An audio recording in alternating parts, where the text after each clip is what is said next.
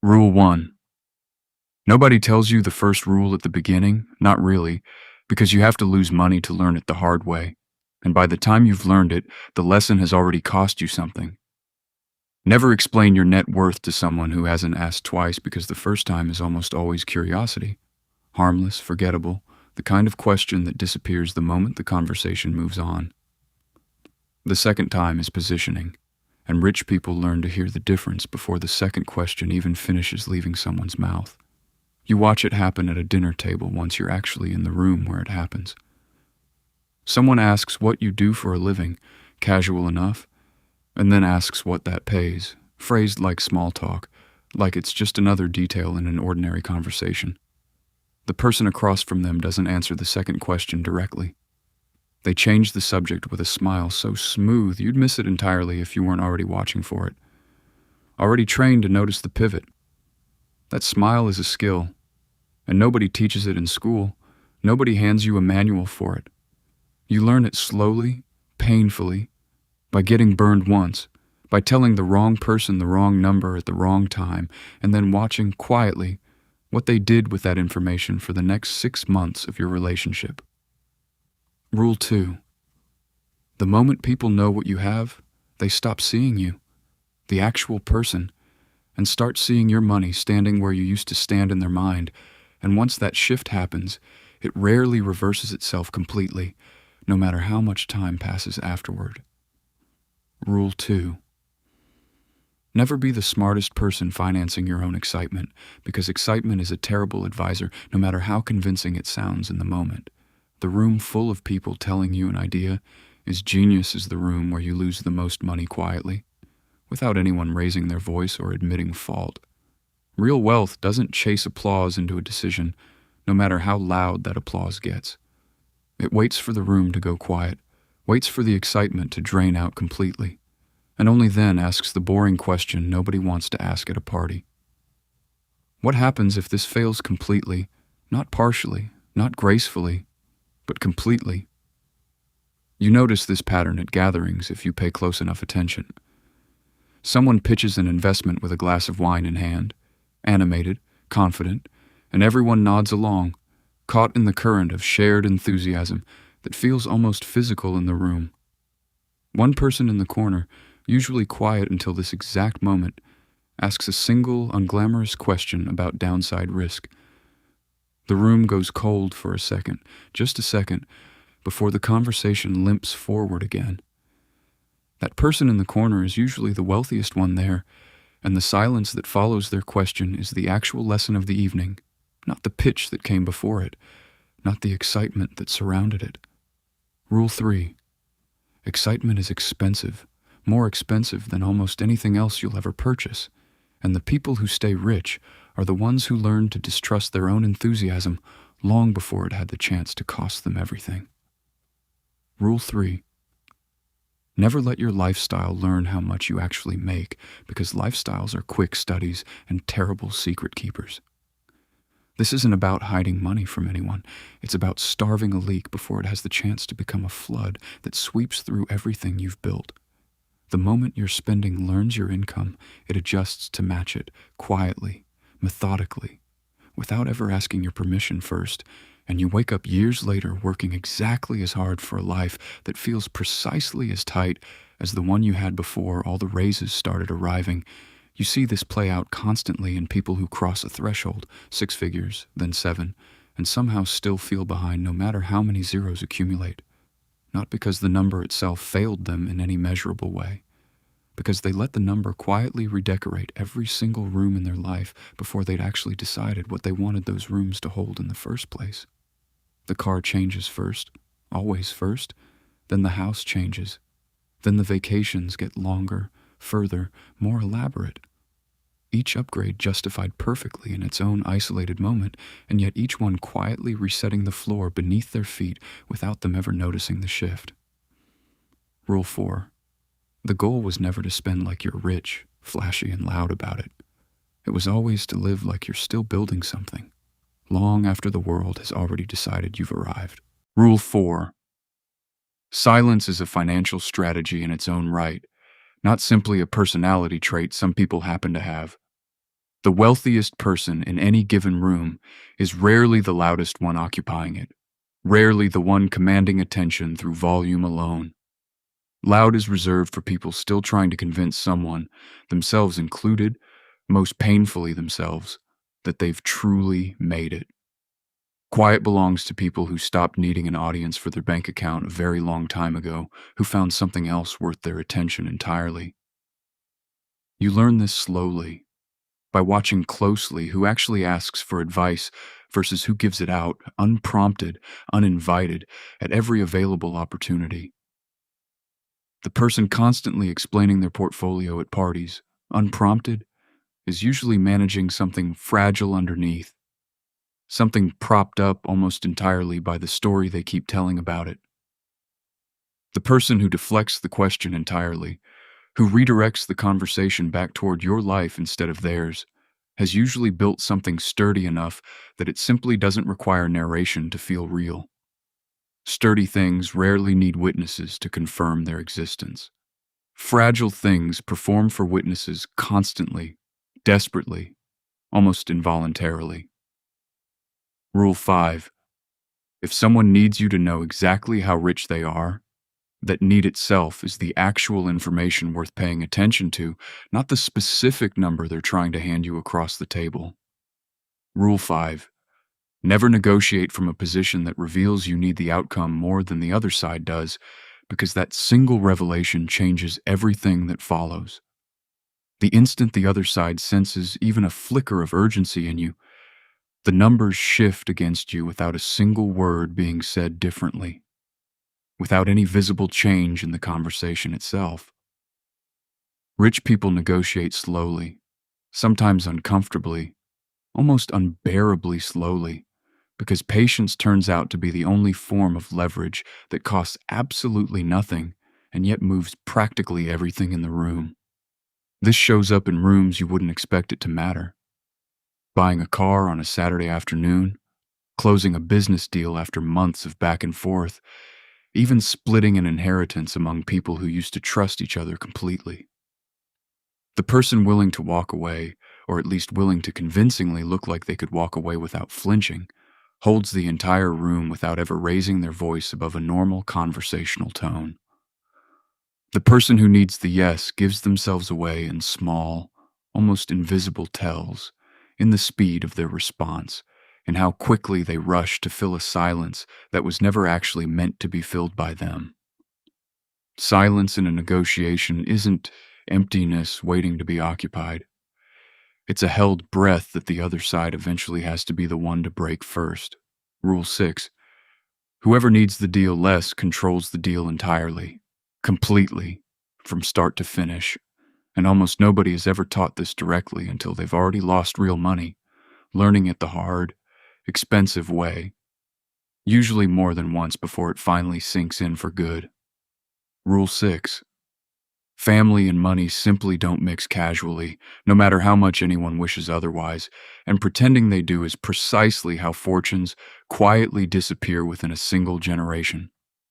The wealthiest people build clear structures before they build casual relationships around money, trusts, formal agreements, clean lines drawn long before raw emotion ever has a legitimate reason to blur them into something messier. Not because they fundamentally distrust their own families in some cynical way, because they've personally watched, up close, what happens to families who trusted the money to simply sort itself out naturally over time. You see the fallout mostly at the quiet edges of these stories, almost never in the loud headlines themselves. A sibling who felt owed something that nobody actually promised them in writing, or otherwise. A parent's estate that slowly turned 3 grown children into distant strangers over a single house that nobody could agree on selling. The people who manage to avoid this particular pain aren't colder or more calculating than everyone else around them. They simply had the uncomfortable conversation early, on some random, forgettable Tuesday afternoon, instead of during a funeral, when everyone's raw grief was already desperately searching for somewhere convenient to land and settle. Rule 7. Money itself doesn't destroy families on its own. Unspoken expectations built quietly around money destroy families instead, and rich people eventually learn to say the uncomfortable thing out loud early, long before silence gets the chance to do far greater damage in their place. Rule 7.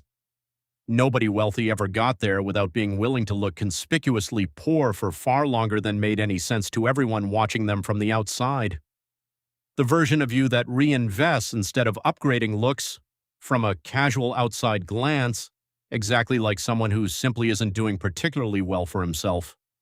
Same car for another 5 stubborn years running, same modest apartment while old friends move steadily into bigger, nicer, more impressive ones nearby. The gap between what you're actually quietly building underneath and what you're visibly showing to the world is precisely where the real wealth silently accumulates, unnoticed, uncelebrated. This is the part nobody ever says out loud, mostly because it sounds uncomfortably close to bragging, or worse, like open judgment of people who simply choose to spend their money differently than you do. But the underlying pattern holds regardless of how uncomfortable it feels to admit. The person quietly driving the 10-year-old car isn't secretly broke behind closed doors. They're simply not interested in narrating their private progress to people who were never actually going to see the whole story unfold anyway. Patience looks indistinguishable from poverty right up until the exact day it doesn't anymore, and by that point almost nobody is watching closely enough left to notice the difference clearly. Rule 8. The years you spend visibly looking like you're falling behind everyone else are usually, quietly, the exact years you're actually pulling steadily ahead of them, and almost nobody has the patience or the stomach required to wait that long in total silence. Rule 8. Nobody ever directly hands you the rule that debt and leverage are actually two entirely different financial languages, and confusing the two is precisely how ordinary, hardworking people stay broke their whole lives while genuinely believing they're being financially smart the entire time. Consumer debt buys things that lose real value the very moment you take ownership of them. Leverage, by sharp contrast, buys things that continue paying you back steadily for the privilege of owning them long term.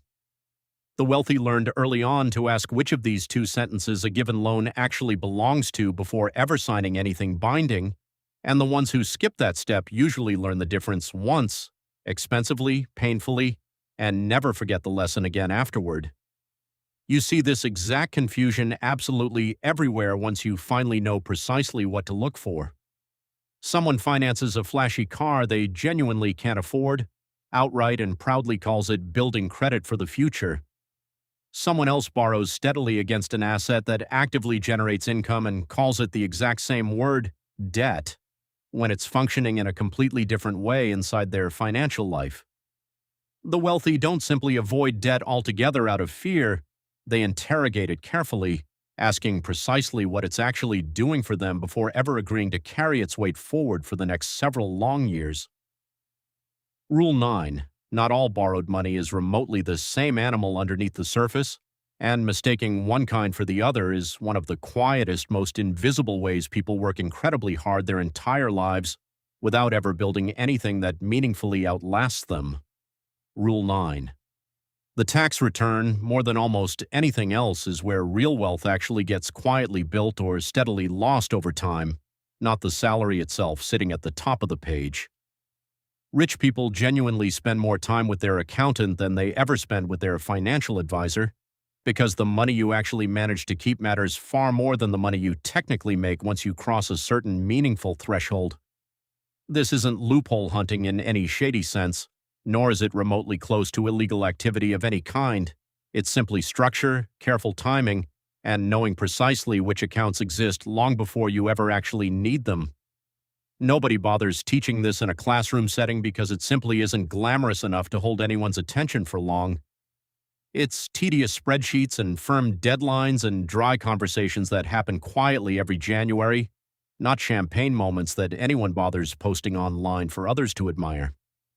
The people quietly building real wealth treat their tax strategy like a routine yearly appointment, as mundane and regular as a dentist visit on the calendar.